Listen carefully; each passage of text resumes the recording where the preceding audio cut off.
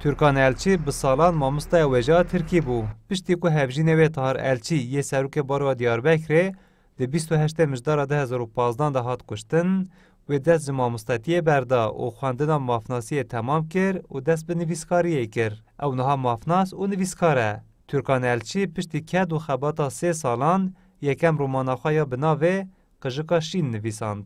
Li hengên romanê ji çûkan pêk tên. Romana Türkan Elçî alegorîk e. Di romanê de baweke sembolîk behsa têkoşîna çûkan ya li hemberî binpêkirina mafên azadî, derbirîna raman û mafên jiyanê ji aliyê rejimên totaliter vedike. Kuşları seçmemin benim biraz birden fazla sebebi vardı.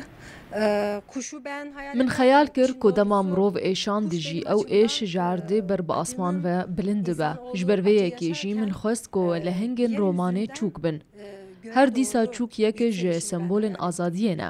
تاوی همو ایشو و خرابیان چوک بتندیه برسوه ناده. تید کشه.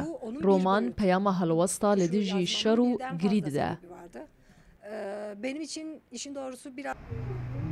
Roman behsa guherînê jî dike. Dema ku çûk rastî êşên giran û neheqiyan tên, di heman demê de jî diguherin. Rengê reş yê qijikê şîn dibe. Piştî neheqî û êşa mezin zimanekê li dijî şer derdike bi holê. Xwîneran jî gotin ku di romanê de pirsgirêk û êşên civakî bi zimanê çûkan hatiye nivîsandin. Bi rastî ez Türkan xanimê pîroz dikim. من هنک پرتوکاوی چاوی خلی گران ده از باورم کی بخواینه اوی خطه داد ببینه اوی بکویز که پرتوک خطه داد ببینه رجایا که من هیچ کچا جنا حتی کاربن برا بخواین پر بخواین آنجا خواندن جیانی بگوهرینه.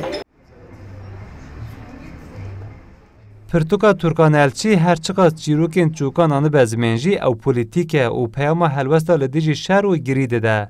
Elçî dibêje li ku dera cîhanê azadî û mafên jiyanê bêne binpêkirin ew der mezbele ye. Türkan Elçî dazanîn heger çûkan bidîta ku hestiyên ewladekî di nava kartûnekê de radestî bavê wî hatiye kirin dêmatmayî biman. Türkan Elçî tîne zimên da ku neyên ji bîr kirin divê êş bêne nivîsandin û lewra ew dê berdewam binivîse. Hesen Kako, Kurdistan 24, Diyarbekir.